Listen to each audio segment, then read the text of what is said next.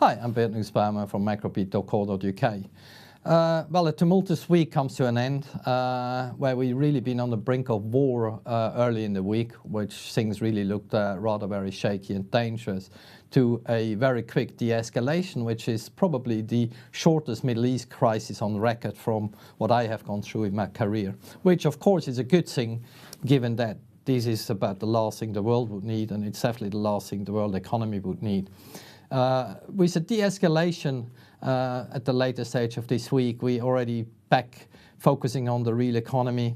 We had ADP data on Wednesday, which is already creating the sort of platform for today's non-farm payroll. In that sense, we really did have some stronger data out of the US. So the US economy seems to be firing up quite nicely again, which makes us believe that maybe the 75 basis points cut from the Federal Reserve during 2019 really sort of helped to rebalance the economy, and what looked like a cyclical top is right now starting to look like a re-acceleration. We turning to the first chart, which is the ADP chart. There we see the data from Wednesday, a very strong survey with 160,000 jobs being built. Strong revisions as well from the previous data, and that really sort of sets a tone for this afternoon's non-farm payroll.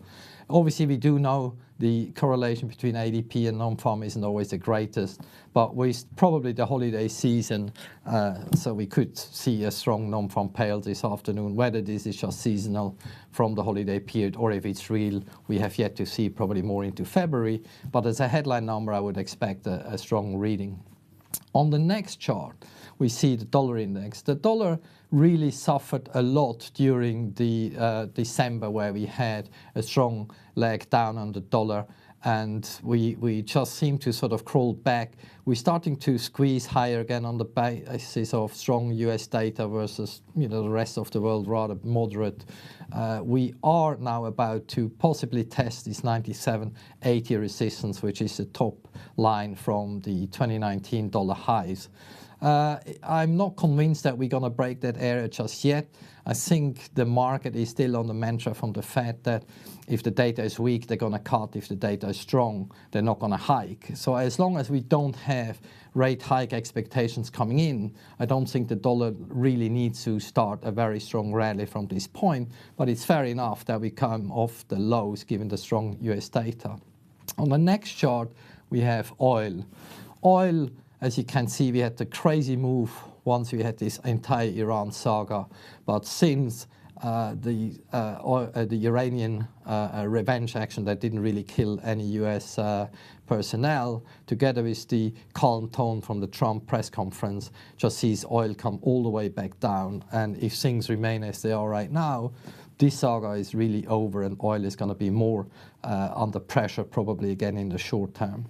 And last but not least, we have the gold chart. The same here, obviously the huge spike towards 1611 on the back of the what looked like the escalation to war. And ever since the de-escalation, we come right back below the 2019 high at 1555. With possibly having the trade deal signed between the US and China next week, that would really probably continue to support risk. Probably still no reason for gold to rally. We have a dollar that looking big. We have US data that looks strong. We do have the trade deal being signed next week. So there's very little evidence at this point that we would have any sort of reason to see gold rallying any further.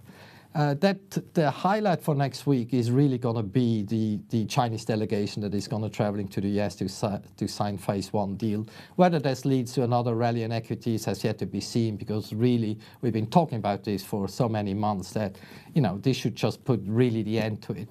But generally, risk is looking supported. US data looking strong, and I think that is definitely the near-term focus for the next few weeks in terms of data, in terms of the dollar, and in terms for risk. That is me, Bert Nussbaumer, macrobeat.co.uk. Have a lovely weekend. Thank you very much indeed.